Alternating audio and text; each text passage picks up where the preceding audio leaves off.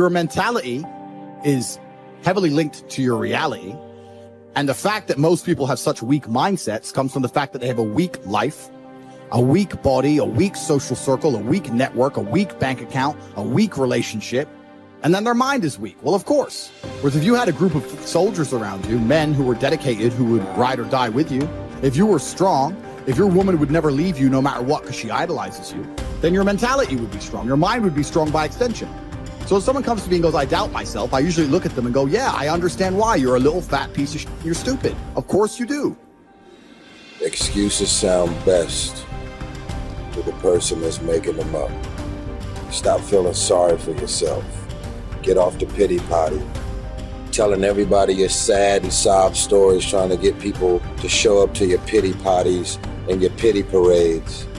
If you ever see me in a Rolls Royce, a 6 or 7 star hotel, living my life to the fullest, don't get jealous of me, because I worked my ass off to get it.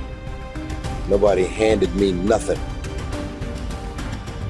Wake your ass up. Awaken the beast inside. It's game on. It's go season.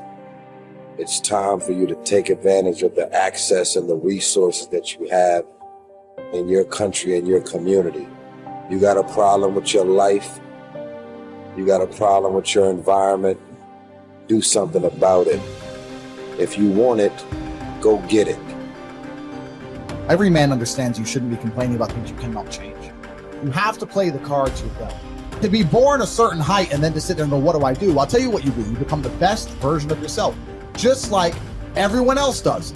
Nothing about the height is in and of itself enough value for me to be a valuable man. As a man, you build your value. You are born with the cards you're dealt. Sure, it'd be ideal. Look, I'd love to be 7 foot tall. I'm not. So it's the same argument. If you're 5'2", you need to become rich, strong, and funny, and charismatic, and interesting, and witty. If you're 6'4", you need to become rich, strong, well-connected. It's the same game. So to sit there and complain about it is asinine. Excuses are for weak people. If you're going to make it happen, get your ass up and get to work. No more excuses. No more, I'll start tomorrow. No more, just this once. No more accepting the shortfalls of my own will. No more taking the easy road. No more waiting for the perfect moment. And no more indecision and no more lies. No more weakness. Now is the time for strength. And through strength and through will and through unwavering discipline, I will become who I want to be. If you don't execute, you're not just cheating yourself, dude. You're cheating your family. You're cheating your employees. You're cheating your team. Whatever you're a part of, it's bigger than you, man. Many of you have given control of your life to your feelings. You got to take back control right now. You must harden your fucking mind. You got to discipline yourself. When it's time to rise, you fucking rise. When it's time to work, you fucking work. You have to just work. At some point you have to bite the bullet and just work. Working harder is never going to not help. No matter what scenario you're in, working harder is never going to not help you. And it's amazing that I give different versions of the same answer for 99% of the questions I'm asked. Work harder. If you have a problem, whether you're broke, whether you're out of shape, whether your friend dies, whether your girl leaves you, whether you're depressed, whatever it is, working harder is almost always the answer. So you know what you need to do. You need to do it. And what's amazing, again, it's kind of like the antidote. If you take the antidote before the poison, then you never get sick in the first place. If you're always working as hard as possible, if you're always working your ass off and trying to be the best version of yourself every single day, then you never get sick in the first place. You're already working. You're already taking the antidote. So things can't attach to you. They can't get hold of you. Working hard is the antidote to everything. So why don't you just do it in advance? Why don't your life just become work like mine? Why don't you just dedicate yourself to a cause and get up and do what you're supposed to do every single day?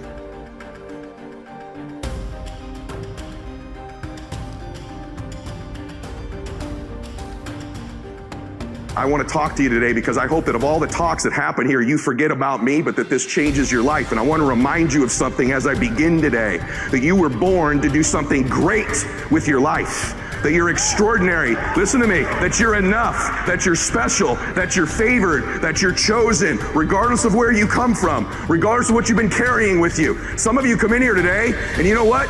You've even thought of harming yourselves. Maybe you're even proud of the fact you haven't killed yourself. But every day, some of us are killing ourselves with the shame we carry from something we've done, some humiliation, some fear. We put this gun to our head every day that tells us we're not enough. We're not strong enough, pretty enough, smart enough, favored enough, that we're doomed. And we carry these guns in our head every day that shame us, that take our confidence from us, that steal our joy. It's like a knife. You don't have to kill yourself because you do it every day. You do it over and over and over again. And there's a better way forward. You can put those things down in your life. You could decide today that you were born to do something great. You could set aside this weapon that you keep using against yourself to hold you back from your joy, from your passion, from your achievement, from all the goodies in life. You could decide today, just intentionally, to set this weapon down, whatever it is. Something from your childhood, a divorce, a business failure, something you're just not proud of that you've done. Set it down. Stop using it as a weapon against yourself and realize that happened for you and not to you. I'll prove it to you. I'm a big believer in fake it till you make it. I don't want you seeing, people say, wow, social media is so full of like these fake lives. People have always lived fake lives. I was living a fake life way before social media came along. In fact, when I became an entrepreneur, I wanted to be somebody so bad. I wanted to be rich so bad. I thought, if I don't look successful, no one's going to listen to me. Who's going to listen to a young kid in business about how to save your money when I didn't have any? That was my own limiting belief. What's yours? You have this kind of convoluted limiting belief about why you can't do something right now that's your own BS story you keep telling yourself. How about you just drop that story? How about you just decide it's a lie, even if it is true? I'm not going to just teach you not to tap into your pain. I'm going to teach you how to do it.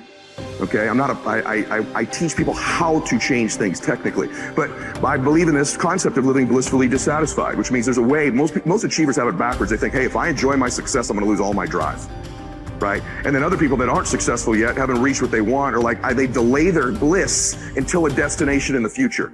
Once I get this relationship, once I make that money, once I get that car, once I have that home, then I'll let myself feel bliss.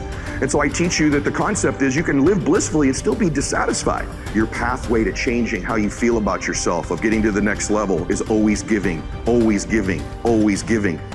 I have this thing I kind of run my life through that kind of is my governor on my life of when I'm trying to give and when I'm trying to make a difference for people. And I just have this hallucination. I am a Christian, and so I believe that someday when I die, there's an accounting. I don't care if you. I'm actually one of these very interesting people that I believe in the quantum field and energy because I know it exists, and I believe my Lord and Savior created it. You have whatever your belief is wonderful. I don't preach. I just want you to know. I know there's an energy field. I know there's a God, and Lewis asked me on the show, what are 3 truths? And I said, the first thing is there's a God. I just want you to know that. So you believe your beliefs. I respect them. I admire them. I have people from every belief center in the world on my program. But I just want to say to you, this is my prism I live my life through. It governs my decision making. And I make mistakes all the time. One of the cool things about being a Christian is I'm saved by the grace of God because I know I'm going to sin. That's one of the cool things about my particular faith. But the point that I want to make, because I sin all the time. I make mistakes all the time. I've already used profanity, I think, 4 times in this talk. So I know for sure I've messed some mistakes. But let me tell you how I govern my life. I believe at the end of my life there's an accounting. And I'm going to sit in front of my Lord and I want him to say, well done, good and faithful servant. But having said that, no matter what your beliefs are, I think that I actually get to meet somebody interesting. Maybe you don't believe in anything faith-based, but I bet you believe there's a recording going on in your life. Someone's paying attention. Someone's going to tell the story of your life. Maybe your great-granddaughter will carry the legacy of your life and what you've done, but someone's paying attention to what you're doing here. You've always had that sense. You've always known your life mattered. You've always known since you were a little girl that there's something special you're supposed to be doing. And that anxiety, that fear you have is maybe you're not doing it. In life, our first job is this: to divide and distinguish things into 2 categories. Externals I cannot control, but the choice I make with regard to them I do control. Where will I find good and bad? In me, in my choices. Negative visualization, in other words, teaches us to embrace whatever life we happen to be living and to extract every bit of delight we can from it. But it simultaneously teaches us to prepare ourselves for changes that will deprive us of the things that delight us. It teaches us, in other words, to enjoy what we have without clinging to it. Over the years, I have come to realize that the greatest trap in our life is not success, popularity, or power, but self-rejection.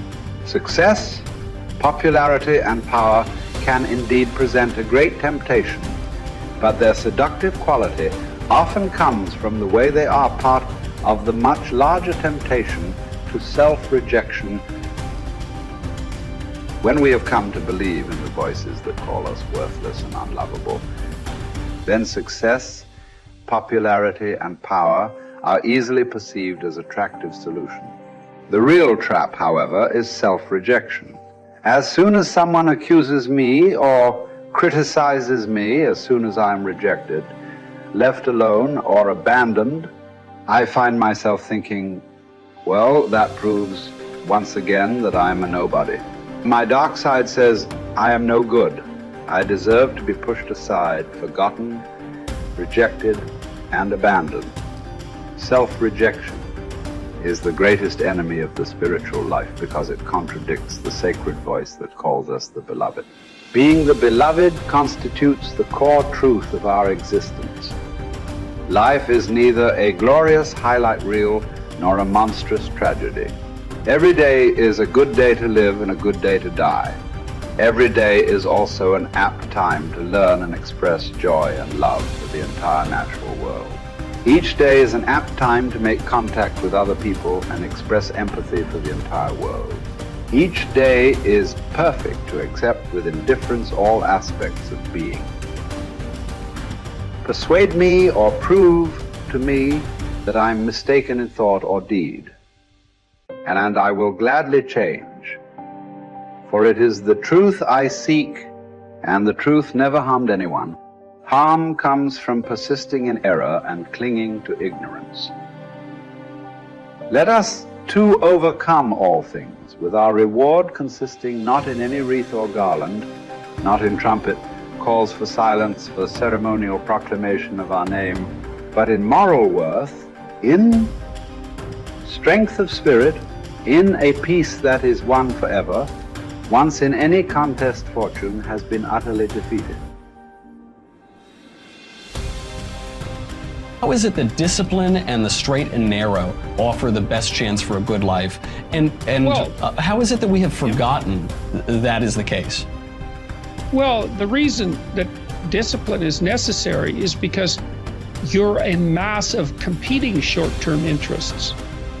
And so the question is then, well, which short-term interest should win out?